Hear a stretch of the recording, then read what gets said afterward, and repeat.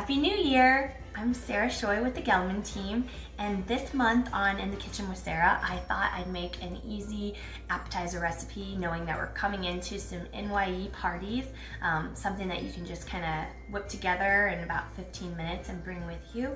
And it's definitely a yummy recipe. It's like a bruschetta, so I think you'll really enjoy it. And the best thing about it, just like the last one, it only takes about 5 ingredients, and like cook time's about 5 minutes in the oven, and then you can just whip together and head out the door. So that's always a fan favorite for me.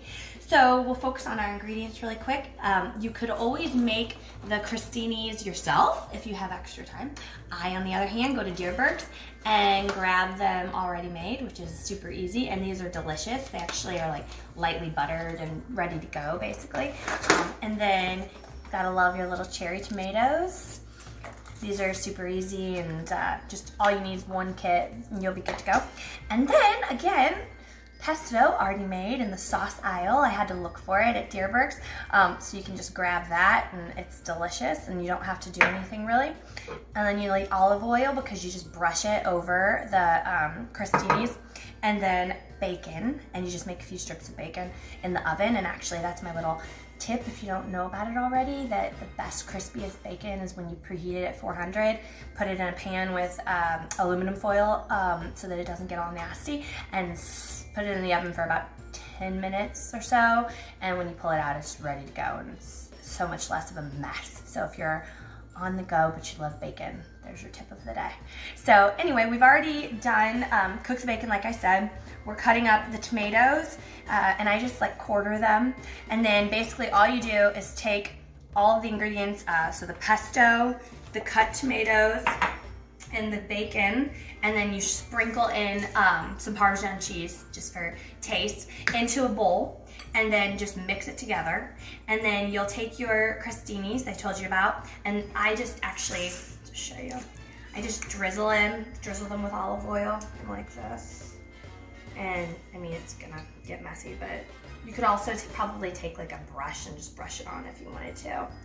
And then I already have the oven preheated from the bacon, so it's really easy. And you'll actually just throw them in there for about 5 minutes, and that way they just get nice and warm and a little bit softer, and just a little bit toasty. And then after that, we'll throw the stuff in the bowl on top, and you can head out the door. So it's extremely easy. Okay, so we've had these in the oven for a few minutes. I'm all cooked up, and now I also chopped the bacon, so that's done as well. And then you can just add that into a bowl of your ingredients. So just to confirm, we have the pesto, we have the tomatoes, and we have the bacon. And then I'm just gonna sprinkle on the Asiago Parmesan Romano blended cheese on top. And then you can also sprinkle that on once you have it made as well. So we just made this a couple of weeks ago, and I plan on making this again for a charcuterie, I never pronounce that word right, charcuterie party this coming weekend. And what we did then was actually wrapped this in saran wrap, and then brought the crostinis over to the house we were going to, popped them in the oven there, and then actually prepped them there and had them on a tray for everybody to eat. But I think it's gonna be a perfect side dish for a party like that, but it could also be a perfect side dish for really anything. And for any of my busy mom friends, this recipe will become a favorite of yours because even my kids eat it too. So that's actually a huge bonus that I didn't think was gonna happen.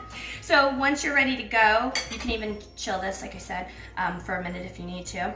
Then you just literally take it on a spoon, and it's still hot, put it on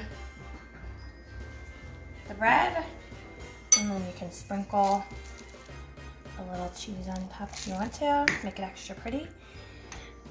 And that's it. It's super simple. So I want to make sure that I take a minute to wish you guys a very happy, prosperous, and healthy new year. And thank you so much for the impact that you guys have all had on my life.